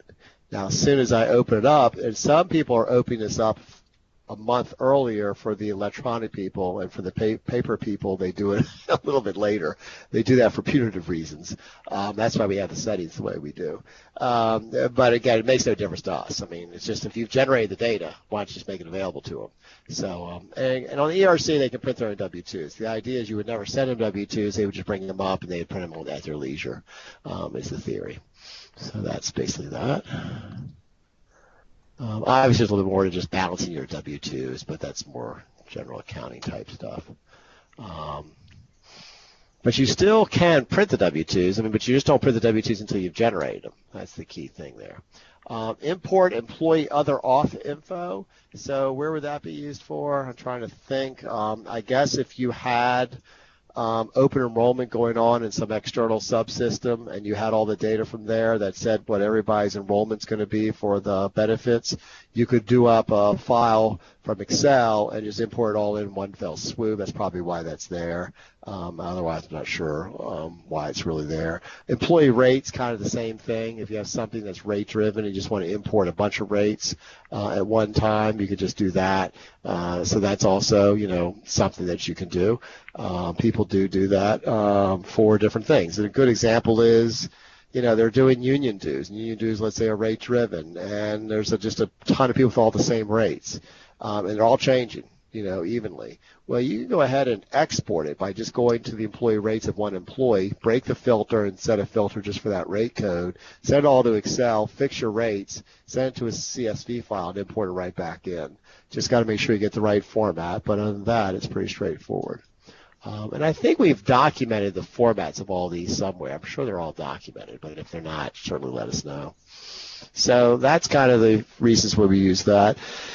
Mass activate, inactivate pay controls, again, is a way to sort of use similar concept as the jobs. It's a way to turn on and turn off. You see us a lot in the summertime. They're turning off certain types of union deductions and things like that.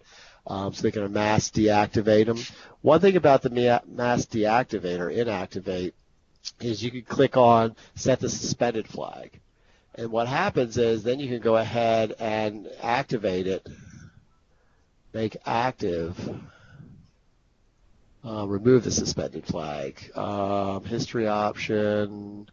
Yeah, I just can't remember if the make active, I think remove the suspended flag, set the suspended flag. If I remember correctly, certainly the issue is this. You have dues is a good example. So you have a ton of people that are not active for dues right now. And you have, let's say, 100 people that are active. You all right, Bill? Okay. Excuse me. So anyway, so here's the deal. So I've got 100 controls of dues that are active right now, and I've got another set of employees, maybe 1,800 employees that are not active at all because they're not appropriate for dues. So the question is, how do I deactivate the 100 and know to bring them back? And that's the real art of what we're doing here, because once I turn them off, they look the same as those other 1,800. So what happens is that if you say make inactive, and again, your filter, you're picking up the control pretty much of that one dues control, set the suspended flag,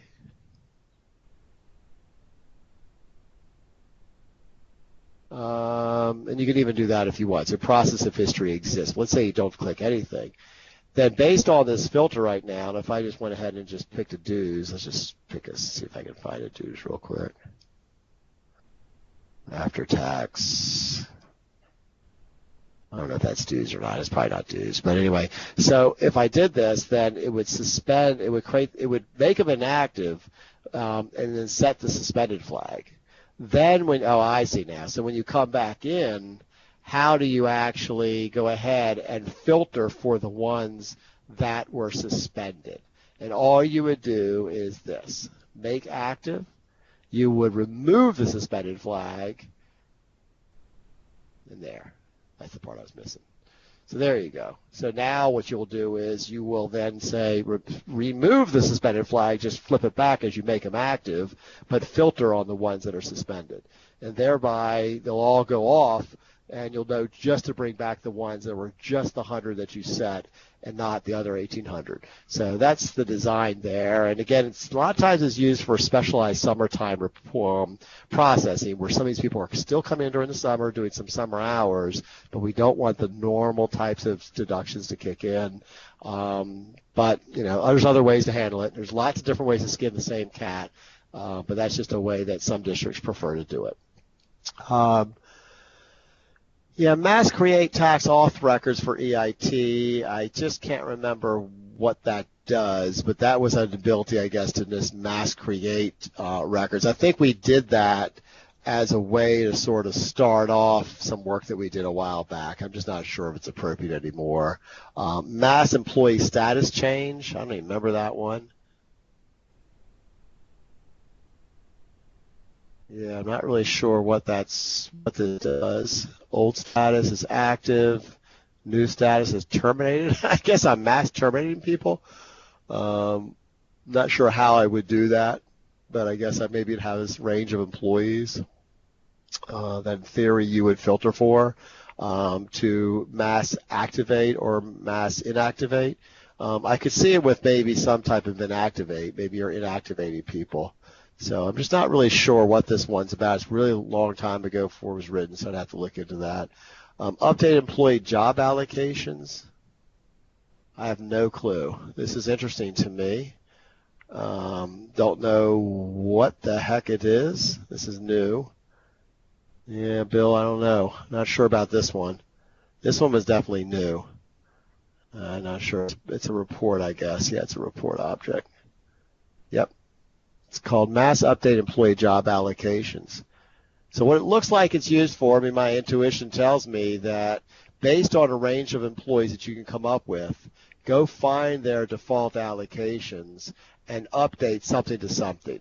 So I think it would be sort of a mass movement of something. Let's say everybody that was on a particular job assignment is going to a different job assignment. So it's only going to pick the people that have that job assignment. Again, it's obviously filtered within the filters that you put in for the employee, but then furthermore, it'd be filtered for people that have a job assignment of X, job assignment to Y, or instructional level, or operating unit, or whatever. So I'm sure there's situations, a rare day, but it could come up where maybe something like that needs to happen. So if it does, we've got a function for it. Obviously, somebody needed it. Mass update extra tax withholding. Okay, this is interesting. Yeah, I think this one also is kind of similar to what we just looked at. This one I don't think is really in vogue anymore because we've now added, and you saw that in your payroll processing training, the ability to turn off extra withholding. So if you remember, if I just kind of go back real quick to payroll processing. And I even think you can control it in the batch design. Yep, skip extra withholding. So you can actually have a special batch, or when you do the calculate, you can click on skip extra withholding. But back in the day, we didn't have that. And so we had this task out there so that during the summertime, when people are getting paid very small amounts for doing summer work, it can go ahead and stop that. So this routine actually, what it does is it creates at the same exact time a new tax auth info record. So let's say you have a tax auth info record that says $100 extra withholding. When you click on this, what the system does is it looks for everybody based on the filter that has an extra tax withholding as the last record, creates a new record with everything being the same number of exemptions, same number of filing status, with no withholding, and then it creates a new one with a new date, let's say 9/1, where it just puts it right back. So it's just kind of off during the summer and back on, but that's at the employee level. So that was a way we used to handle it. Then we kind of just said, well, why don't we just have it as a master switch? So we support both, basically. So you could just pick whichever one you want. But we do find a lot of this being a challenge during the summertime. People don't want to have extra withholding, for the summer pay, just because they're not getting paid that much, and they don't want the extra withholding going through, which makes complete sense. Rates.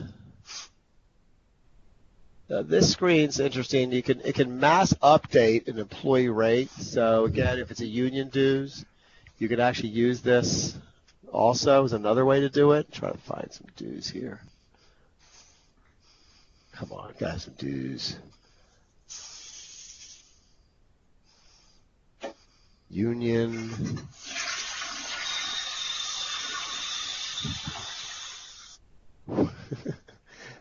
Chris, are we in the bathroom with you?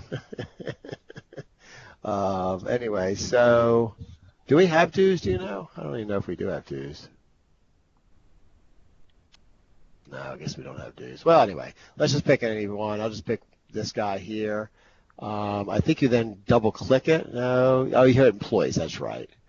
You click employees, and the system will show you effective anybody that has it, which I'm not seeing anybody, but let's find something that we do have. Dues. I just don't know these controls at all.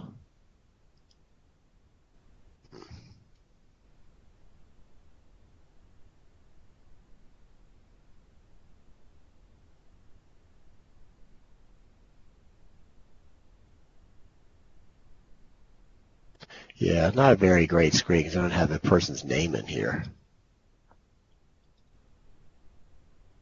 So you can actually, these are the amounts, and again, it's really probably you can do a percent increase, you can change it with a flat amount, you can do all kinds of stuff, and then when it runs, it changes these amounts right in front of you is kind of what it does.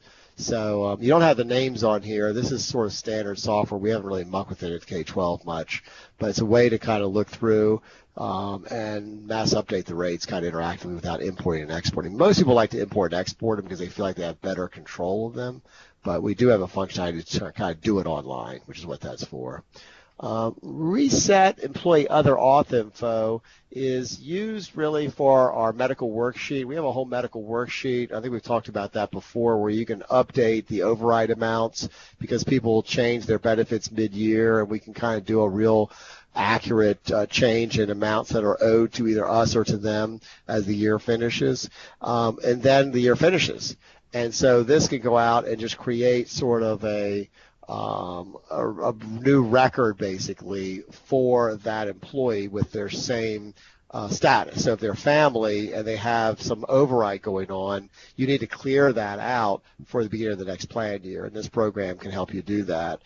Furthermore, if you're starting to use our open enrollment functionality on the self-service, it will do it as well. So there's more other ways, newer ways to do that, but this is something that people do use to make sure that any overriding is kind of reset at the beginning of the next plan year. Otherwise, the system will have the wrong amount going on for year after year, and you don't want that. It'll stop using the bracket, and it'll use just the value you've had on that employee record forever. It won't know better. So that's could be a very important thing when we're doing that kind of stuff. So those are all the mass updates. I know I didn't explain them all perfectly, but most of them that I think are key, we did go over quite a bit in detail. So I think the next thing I want to do just to say is this whole bonds area you can just completely ignore.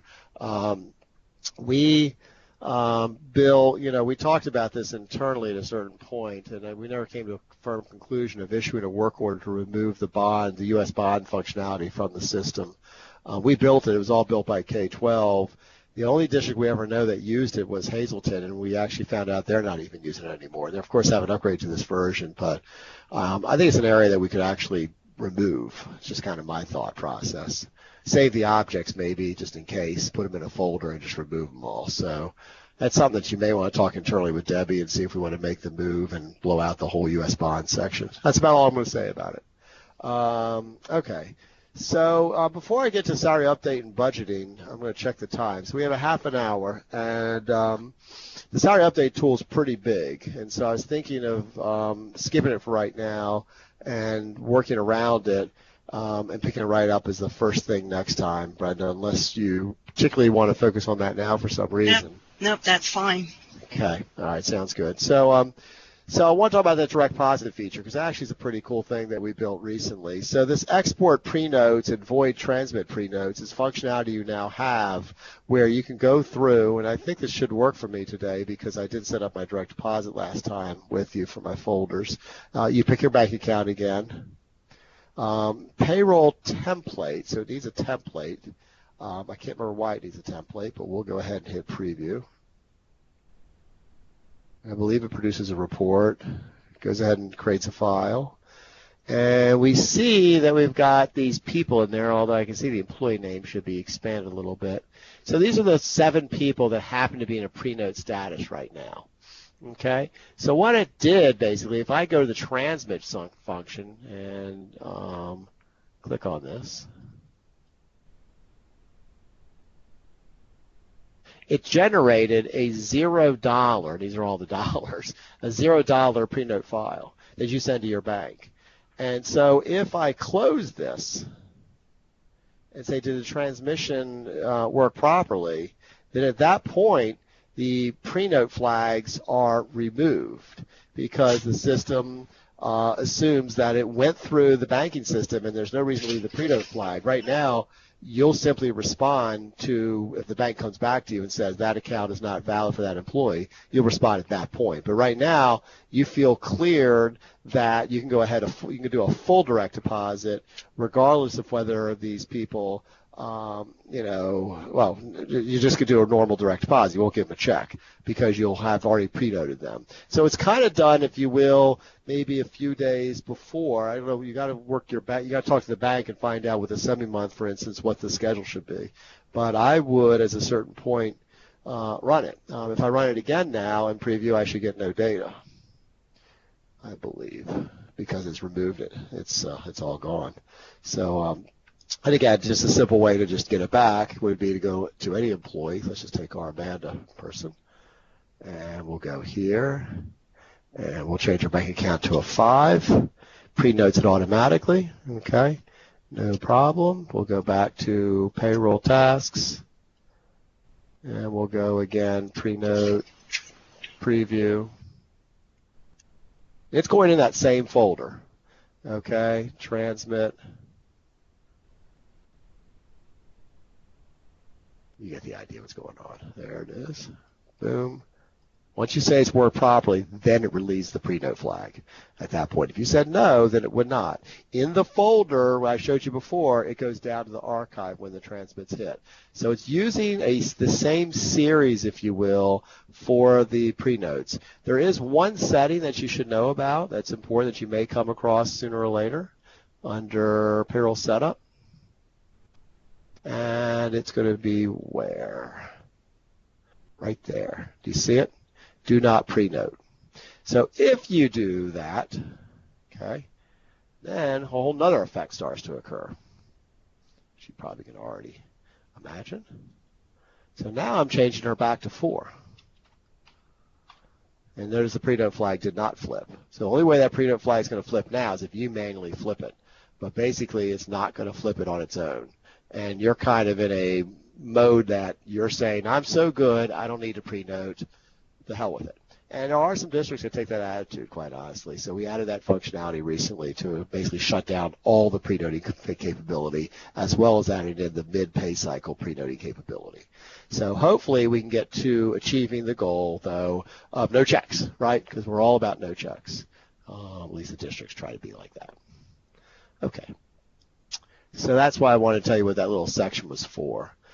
This area is an area that I'm not a huge expert on, but this benefit export tool was written in a way to allow users to write, if you will, a export out for the beneficiary. So I think it should be somewhat intuitive. We'll maybe try to do one right now. Hopefully it'll be intuitive.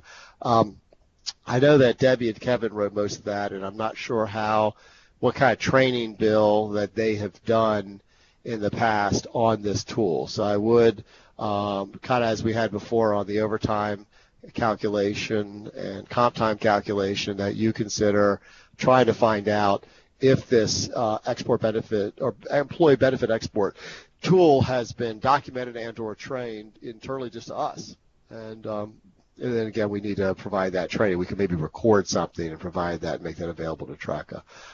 The idea of it I do know, which is that you would want to be able to, since there's so many different benefit providers that want the information formatted in a million different ways, it becomes kind of a very difficult proposition to kind of build an exact export out for Prudential different than Metropolitan, different from this benefit provider versus that benefit provider. So instead of sort of doing that, basically build a tool and allow the users to establish their own example or own export. So that's the design of it. Let's just kind of go through here, and we'll just say test.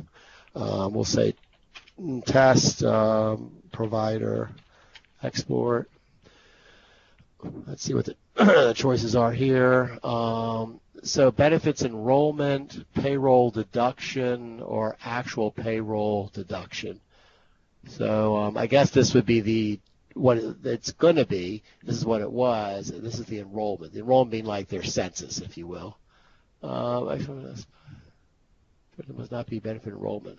So it doesn't like that for some reason. Seems to like that one. So we'll just take that in there. File name. So we'll go ahead and just go desktop, and we'll call it temp. I'll say temp. So it's not confuse anybody. Okay. Is it going to be fixed, delimited, or Excel? I'll go ahead and say fixed is fine. The record length I'll say is going to be 100.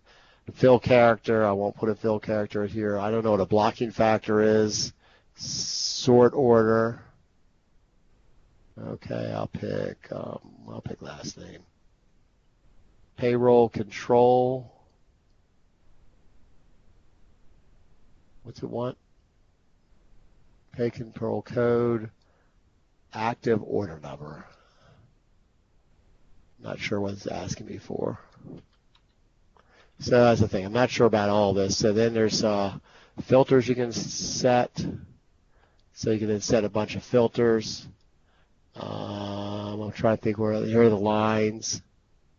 And these are the lines of the actual individual rows. Yeah, this is a little complicated. This definitely takes a little. I'm tired already. But this is where you would produce all of it. Let's just see if Kevin did some testing in our dev system. I think it'd probably be a little bit easier if I show one that's already made. So I'm just going to switch for a second. I don't know where he does his testing, so.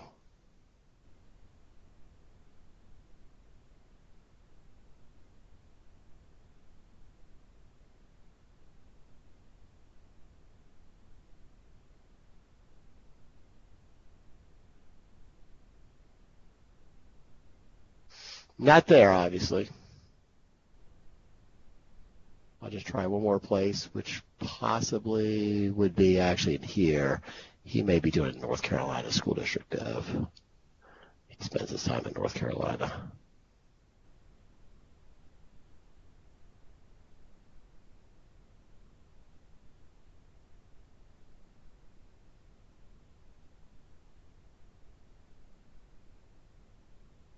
Aha! Bingo! All right, I'm not sure it's really bingo, but let's see what we got. So TII craft plan solutions, actual payroll deduction. He's giving a different test file. It's delimited, he's saying. So there's no record length. How it's sorting. Let's go on his filters. So he's saying he's filtering. Whoops, sorry. That was my mistake. He's filtering employee field number, employee blocked no. So he's basically saying give me all non-blocked employees. Where in the payroll ledger entry posting date, and he has a date filter he's typing in here as a literal. I'm just not sure. I see, update on export. So what he's basically allowing that to do is be updated upon export. And payroll ledger entry code, where the code is, and this is the particular code it is. So he's setting the filters there, the lines. He's got a header, basically. To me, it looks like a blank header.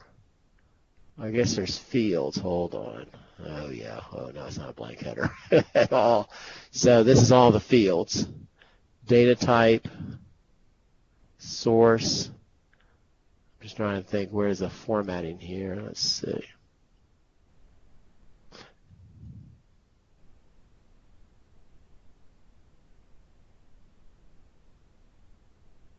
Yeah, I'm just not sure where it's connected to the real data itself.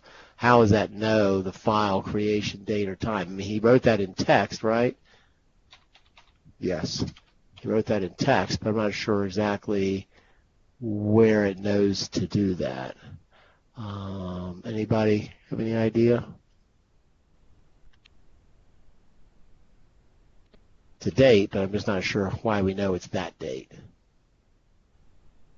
That's formatting, control.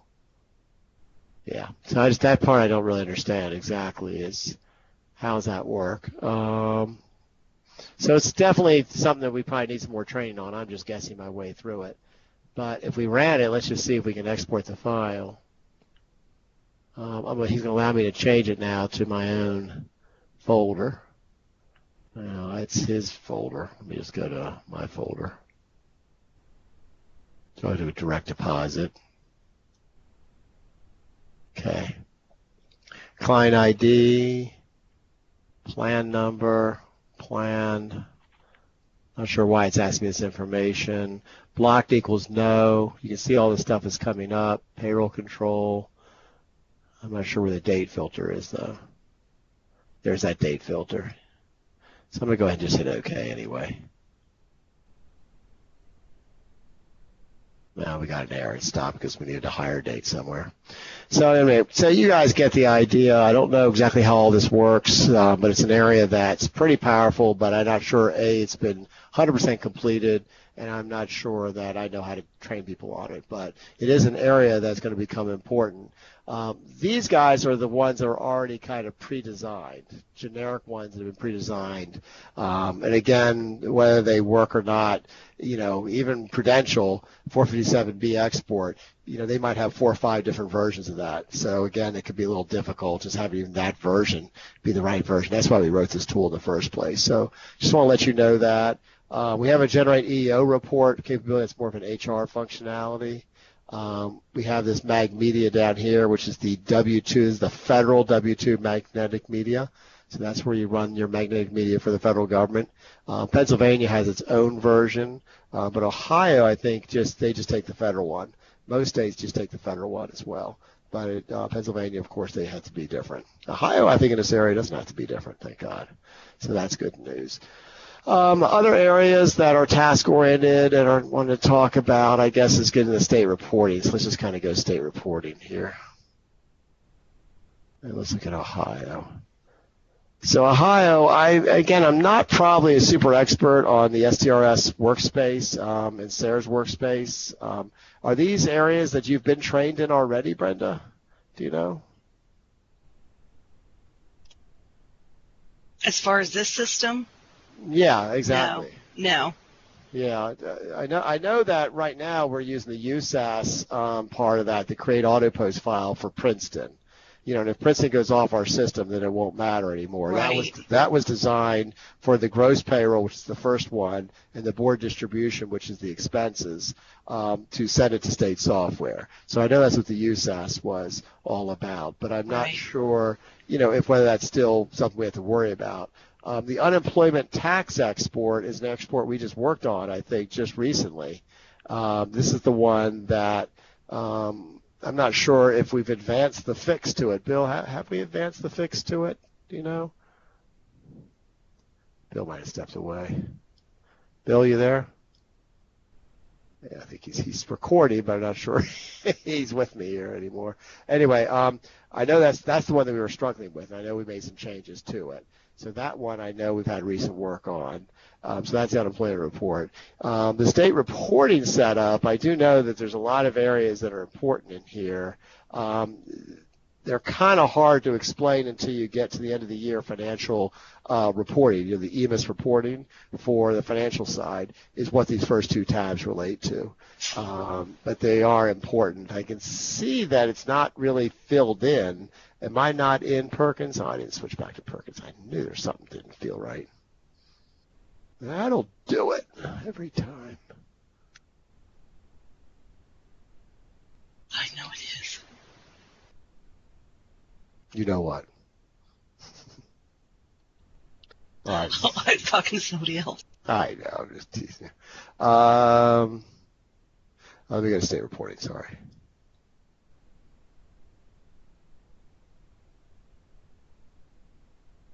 Okay. Yeah, so that's kind of what it should look like. The district IRN has to go there. The central office building square feet has to go in there. The ITC's IRN, which is you guys, TRECA. You have to have these views set up. The one for cash, expenditure, and receipts. It needs to know which dimension is used for receipts and which depreciation book is used for capital versus, I guess, inventory. In terms of these adjustments here, they're just there as flat amounts. They are adjusted. These are amounts that are just put in externally. These are really amounts that are on kind of off the system, if you will. They're kind of usually you usually have them in your bank statement and other places. We don't usually have them in our system, so you just need to type them in once a year. So it's just a few buckets you type in. That's what these 2 buckets really are, 2 sections are for. It's really the once a year annual reporting. Unemployment, we need to know what the magnetic media text file is going to look like, the name of it, and these are just things that we have to put into the system, which, again, this wage limit is what was throwing us off a little bit because people were putting the $9,000 as the minimum earnings on the report when they were running the unemployment report. The minimum earnings is just how much earnings do you have to, if the person makes like $10, maybe we won't have, and it really it shouldn't even have been there. I don't even think Ohio has that rule. If somebody makes $10, they still have unemployment calculated on them. But it was a carryover from another report. But anyway, people when they're running it in Ohio were putting 9,000 and wondering why nothing was working right. So that was more of an understanding issue, quite honestly. This is the limit here, 9,000. And the auto post, the USAS vendor numbers for the auto post, that's only required for Princeton. Nobody else would have to ever worry about that. And in terms of these reportings, STRS workspace, I don't know them all that well myself. Again, Kevin's the person who knows most about them. But when you open them, I do know that we load the workspace, we export the text file. I'm not sure if we have an archiving capability. Yeah, it doesn't look like we even have an archiving capability. We have a report here. But again, I'm just not sure exactly. I mean, I could just guess how to do it, but it's not my expertise. This is an expertise that I think is known within the group. Maybe Chris doesn't know on this call, but he should. But Dan, I mean, I would say maybe Chris should get Dan and you on the phone and go through these workspaces. It's just not something I know much about. So it's just something I'll look to you to sort of ask, probably Dan about. I'm assuming he's been training people on this, and he should really be doing a training with you, more importantly. He usually joins our call sometimes today, but he didn't join this one. But I would make a note, Brenda, from your perspective to ask Dan about this. And Yeah. I was trying to find that out today, actually, earlier today, for some stuff I'm working on. And so I'll get with Dan and either set something up or learn from him and give her a call. Yeah, that's good. Yeah, I think that those areas are, and again, Kevin was the main developer, so Kevin supports you guys in turn. So, I guess if there's any questions on your end, and Dan's end, then Kevin should be the person you should ask those questions to, I suspect. So from a state reporting perspective, what we've done so far that's payroll related is the STRS and SCRS, which is retirement, the unemployment, and this little auto post thing. On the HR side, I'm not sure we have any state reporting for Ohio, but maybe we do. No. Well, we do. It's actually just in the wrong order.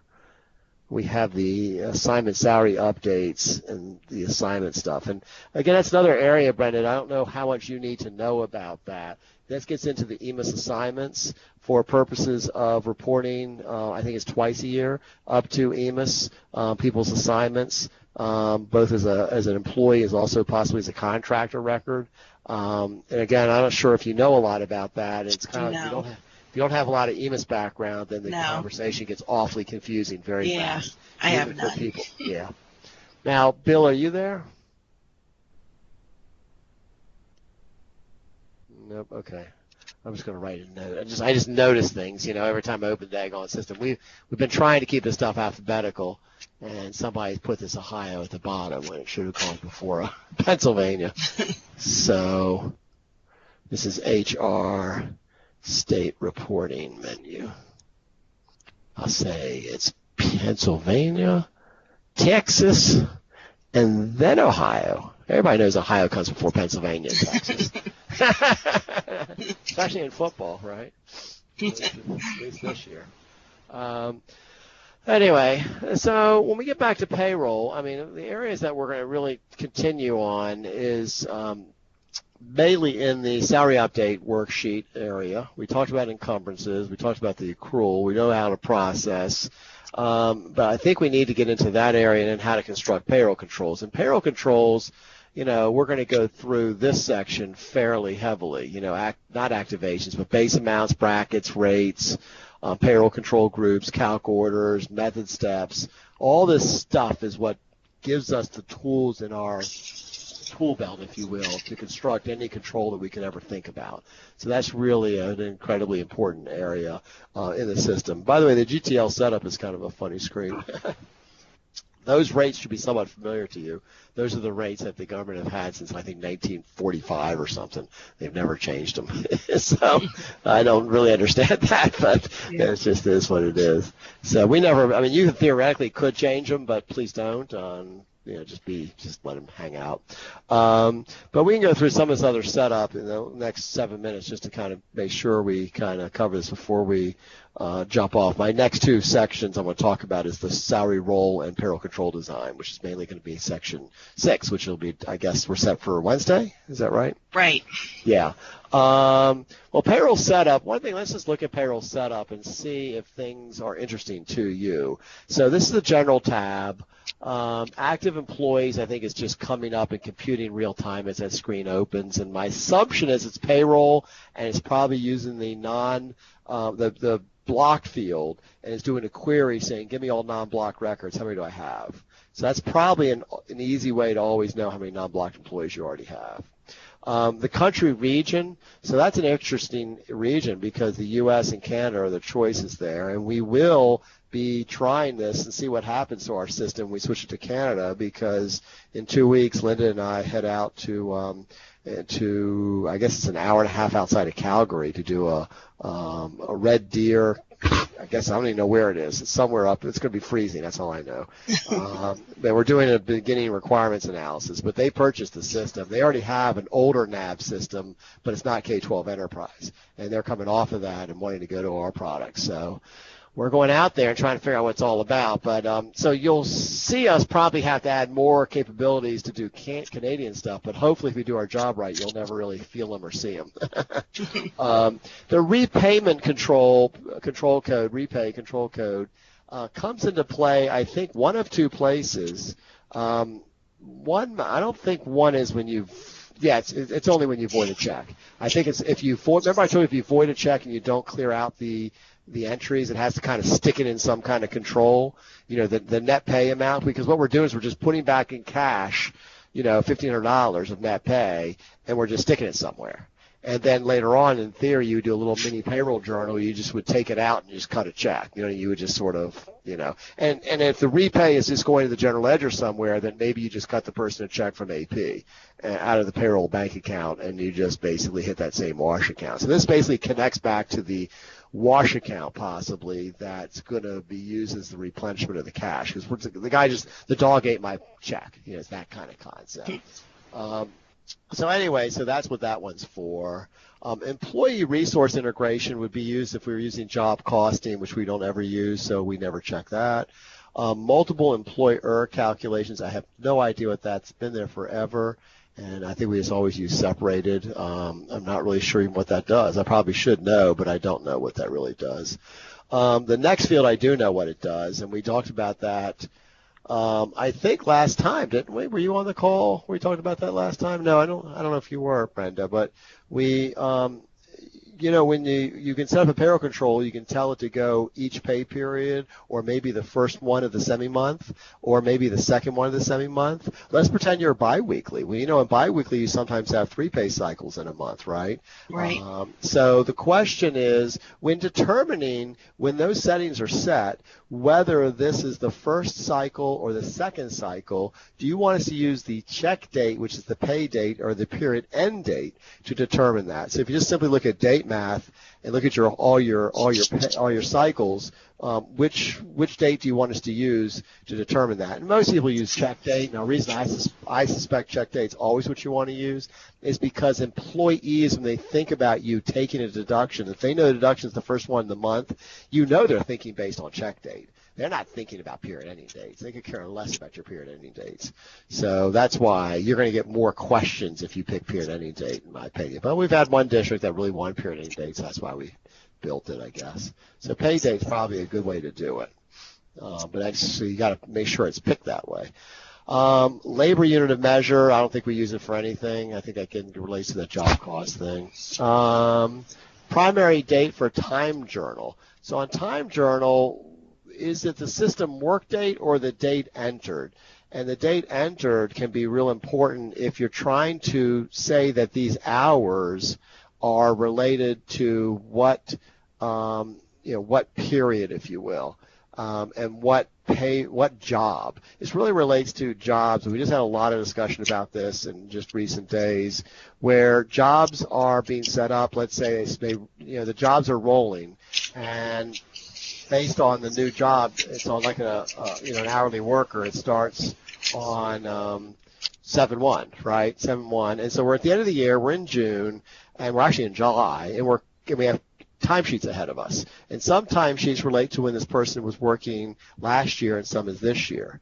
And people want to get this in the right month, not really from a GL perspective. That's more of an accrual perspective, but more of just attributing the analytics to individual jobs correctly.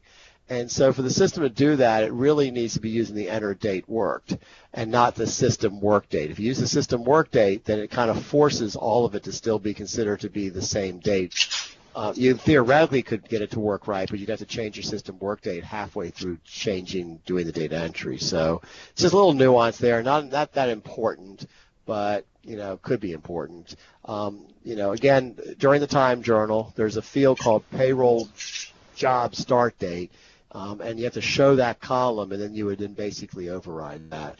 That auto-generate preview we talked about last time, remember when we generated distributions? Well, if you click that, then during the payroll calculate, it will automatically generate the distributions for you.